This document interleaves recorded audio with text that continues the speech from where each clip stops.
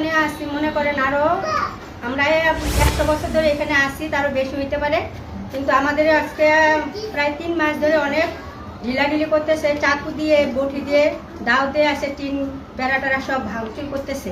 নাহলে আজকে প্রায় 3-4 মাস ধরে আমাদের কমিটিকে জানাইছি, কিন্তু হেরা কোনো করতেছে না, কোনো পদক্ষেপ করতেছে না। তারপর আমরা গেছি থানায় গেছি, থানায় যাই জিটি করছি। এখন আমাদের কালকে রাত্রে 10টা বাজে আসে তো এখানে ভাঙচুর করতেছে, এগুলো করতেছে এলাকার পোলাপাইনে।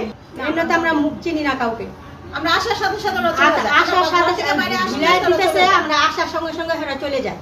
রাত্রে করে আসে, এত রাত্রে আসে যাতে ওদের মুখ দেখা না যায়। এলাকার পোলাপাইনে মনে করেন আমাদের জায়গার মধ্যে ক্লাব বানাইতে চাইতেছে, কিন্তু আমাদের জায়গার মধ্যে তো আমরা দিব না ক্লাব বানাইতে। কার জায়গার মধ্যে হারা ক্লাব বানাবো? আমরা এটা এখন দাঁড়াইছি দেখে এখন হারা এরকম করতেছে যাতে আমাদের এখানে থাকতে না দিতে চায়। আমরা এখানে পূজা টুজা করতে পারি না, হারা ঢিলাঢিলি করে। আমাদের অনুষ্ঠান কি আমরা করতে পারবো না? এটা কি আমাদের অধিকার নাই আমাদের অনুষ্ঠান করার জন্য?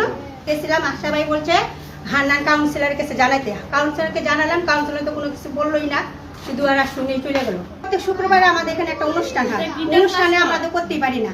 অনুষ্ঠানে চলাকালীন ঢিলা দেয়, ভাঙচুর করে, এরকম কি করে। তারপর কিন্তু কালকে করছে, কিন্তু আমরা কিছু বলি না। আবার রাতে 10টা বাজে আসছে। কালকে রাত্রে যখন আমরা ঢিলার শব্দ পাইছি বা ঘরের থেকে বাইরে আস্তে আস্তে দিকটা দেখছি, কিন্তু কাউকে আমরা দেখি নাই। তারপরে স্কুলে গিয়ে দারোয়ানকে বললাম যে আপনি যে গেটটা খোলা রাখছেন এত রাত্রের জন্য, কিসের জন্য গেটটা খোলা রাখছেন?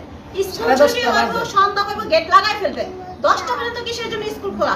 স্কুল খোলা থাকে দেখেই তো 8 মানুষগুলো ঢুকতে পারে, না হলে তো এখানে কেউ ঢিলা দেওয়া সম্ভব না।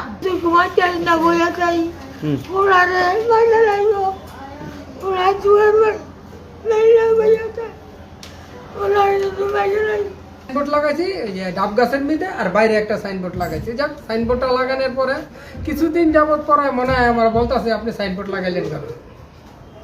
যে আমি বললাম যে আমাদের জায়গা, আমি সাইনবোর্ডটা মনা করে একটা ছেলে ওই বলতেছে এলাকার।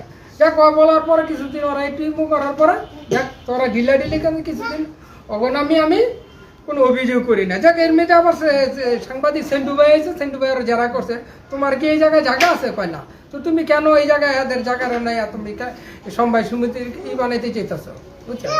গেল, যাওয়ার পর ওরাও গেল, ওরা আর কিছু আমার ডিস্টার্ব করে না। পরে ডিস্টার্ব করে না, পিছনের দিক দিয়া খালি ঢিলাঢিলি করে। ওই দেখছেন তো 3টা মিলে করতে পারে, কারণ দেখা গেছে আমরা তো আর জানি না কি করতেছে, কিভাবে করতেছে।